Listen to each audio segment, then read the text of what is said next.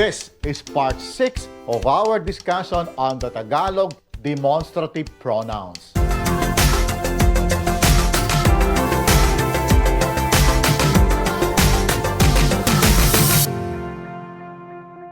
Kumusta po kayo? Welcome back. We are continuing our discussion on the Tagalog demonstrative pronouns or panghalip pamatlig. You should know by now that there are 6 categories of demonstrative pronouns in Tagalog, as you can see on the table. If not, I encourage you to see parts 1 to 5 of the series to get you up to speed. The links are in the description box down below. Please check them out so that this current video will make sense to you. In this video, we are continuing to talk about the second category, the indirect demonstrative pronouns. In the last video, we have learned that the indirect demonstrative pronouns NITÓ, NIYÁN, and NIYÓN are used to refer to non-specific objects. We've also learned that when combined with adjectives, they become intensifiers. In this video, we will use the indirect demonstrative pronouns NITÓ, NIYÁN, and NIYÓN with verbs. Please also know that NIYÁN and NIYÓN are also known by their colloquial names NIYÁN and NUN. You might encounter those, so just be aware. But before we dive into the indirect demonstrative pronouns, I have to bring you back to our lesson on the direct demonstrative pronouns, ito, iyan, and iyon, which are used to refer to specific objects. Let's take a look. Ginagawa ko ito. I do this. Or, I am doing this. This is specific.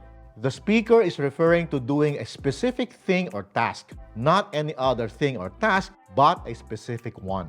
Now, let's compare this with a sample sentence with indirect demonstrative pronoun. Gumagawa ako nito. I do this, I am doing this, I do something like this, or I am doing something like this. This is not specific. The speaker is referring to doing something or task that is not specific. If this is not clear, don't worry. I'll talk more about this later. Now, between these two sentences, do you spot any other differences? Well, let me point them out to you. For direct, we use the conjugated form of the infinitive verb gawain, to do or to make, which is an object-focused verb. For indirect, we have used the conjugated form of the verb gumawa, to do or to make, but an actor-focused verb. So, obviously, direct is for object-focused verbs and indirect is for actor-focused verbs. Also, the subject pronoun for direct is ko, a group 2 personal pronoun. For indirect, the subject pronoun is ako, a group 1 pronoun. For now, just remember that for direct, the pronoun is for something specific. For indirect, it's not specific. Let's dive into that with these examples. Ginawa ko iyan. I did that. This is referring to having done something specific and nothing else. Gumawa ako niyan. I did something like that. This is referring to having done the same thing or something similar. If this is still not clear, then I hope the following example can make it clear. But before that, please be sure that you are subscribed if you're still not by simply clicking on the subscribe button and the bell notification button so you'll be updated of new videos. Alright? Now, let's have a look at these sentences with verbs that we have already learned in this channel. Kinakain ko ang durian. I am eating the durian. Kinakain ko ito. I am eating this, the durian. The context is that the speaker is eating a specific durian. That specific durian is known to the speaker and to the listener. Kumakain ako ng durian. I am eating a durian. Kumakain ako nito. I am eating this, a durian. Here, the context is that the speaker is eating a durian. Not a specific durian, just some random durian. The listener may have not even seen that durian previously. Kinain ko iyan. I ate that, the durian. This is referring to a specific durian, the durian. Kumain ako niyan. I ate that, a durian. This is not referring to a specific durian, just some random durian, a durian. Kakainin ko iyon. I will eat that over there, the durian. Kakain ako niyon. I will eat that over there, a durian. So far, so good. Now, let's use another verb. Tinatanim niya ang halaman. He or she is planting the plant. Tinatanim niya ito. He or she is planting this, the plant. Which plant is being planted? It's a specific plant known to both the speaker and the listener. Nagtatanim siya ng halaman.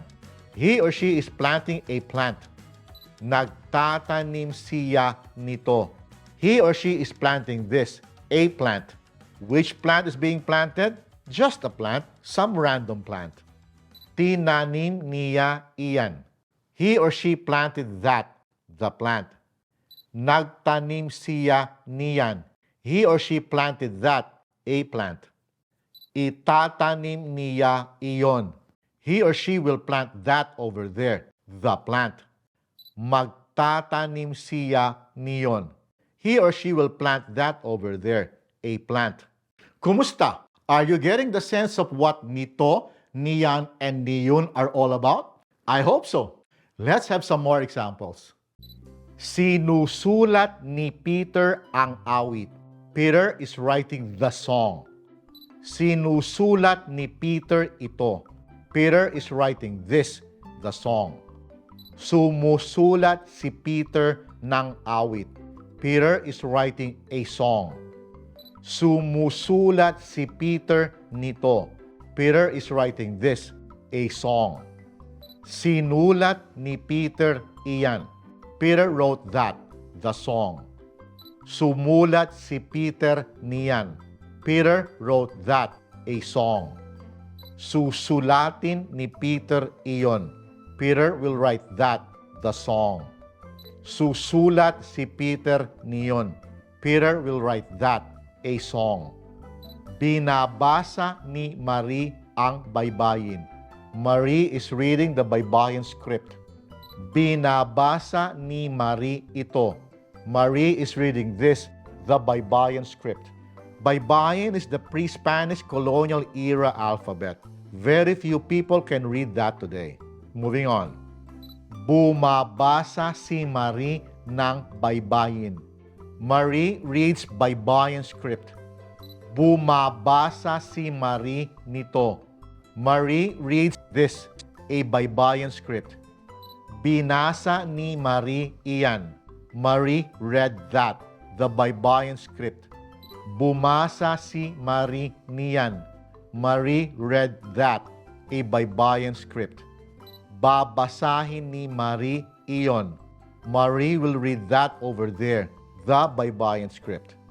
Babasa si Marie niyon. Marie will read that over there, a baybayin script. If you're liking this video so far, please make sure that you click on the like button because that will help this channel and this video to be recommended to more people, thus helping this channel grow. Alright? So, moving on.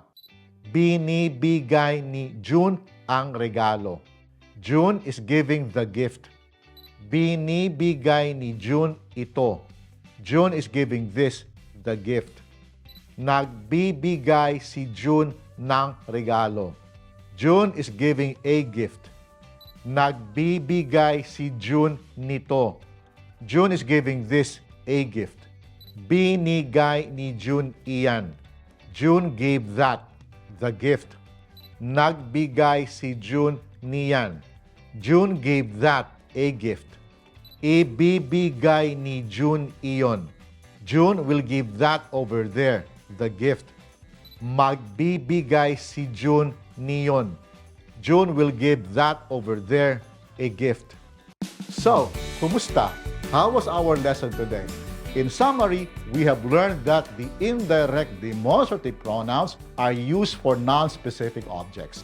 Including in the last video, we have learned that when combined with adjectives, they become intensifiers. In the next video, we will continue our discussion on the Tagalog demonstrative pronouns, but this time, we will tackle the third category, the oblique demonstrative pronouns. So I hope you catch that. I will see you then. Maraming salamat po at hanggang sa susunod.